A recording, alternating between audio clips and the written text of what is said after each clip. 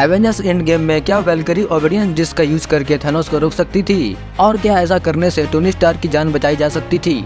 आज मैं इस वीडियो में इसी क्वेश्चन पर अपनी थ्योरी शेयर करने वाला हूँ, तो एंड तक वीडियो में बने रहना। So let's get started.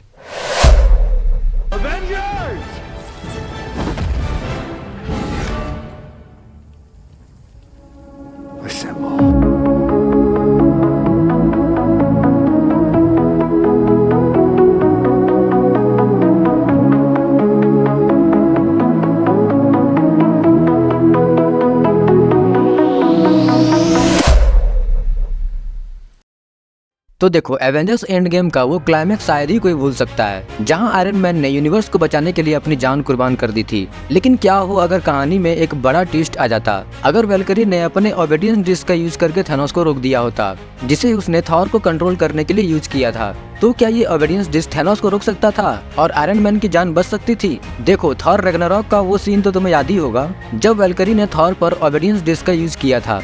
ओबेडियन disc एक बहुत ही खास डिवाइस है जो किसी को भी पूरी तरह से काबू में कर सकता है। थॉर जैसे शक्तिशाली गॉड को भी वो अपने इशारों पे नचा सकती थी। अब जरा सोचो, अगर यही डिस्क थैनोस पर लग जाती तो क्या होता? मान लो कि वैल्करी अपने पेगासस पे उड़ते हुए थैनोस के पास पहुंचती और ओबेडियन डिस्क को उसके शरीर पर लगा देती। जैसे ही वो डिस्क एक्टिवेट होती, थैनोस को बिजली के शॉक लगने लगते और उसका शरीर कंट्रोल में आ जाता। ओबेडियन डिस्क का काम है किसी के भी मूवमेंट को फ्रीज कर देना। अब इस हालत में थैनोस इन्फिनिटी गॉन्टलेट का यूज नहीं कर पाता, ना वो स्नैप कर पाता और ना ही अपनी ताकत से एवेंजर्स पर हावी हो पाता।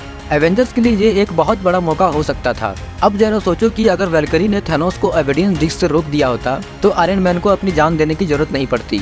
जब थैनोस को कंट्रोल किया जाता, तो एवेंजर्स के पास एक बहुत बड़ा मौका होता बिना किसी बड़ी कुर्बानी के उसे हराने का।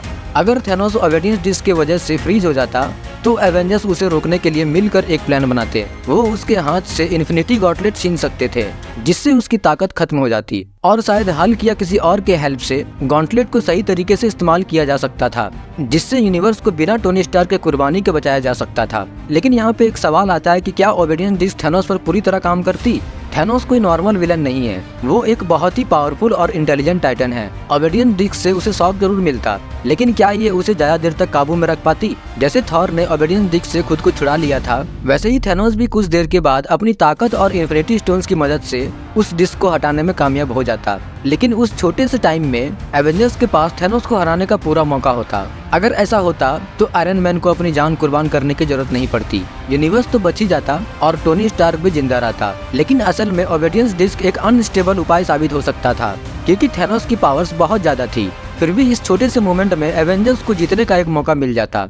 तो ये थी इस क्वेश्चन पे मेरी थ्योरी कि अगर वैल्करी ने थैनोस को ओबेडियन डिस्क से रोक दिया होता, तो आयरन मैन को बचाया जा सकता था या नहीं। अब तुम्हारे हिसाब से इस पे क्या पॉसिबिलिटीज हो सकती थी? अपनी राय मुझे कमेंट में जरूर बताना। और अगर ये थ्योरी तुम्हें पसंद आई हो तो वीडियो को लाइक और शेयर करना मत भूलना, और चैनल को सब्सक्राइब जरूर कर लेना, ताकि तुम्हें ऐसी ही मजेदार थ्योरीज मिलती रहे।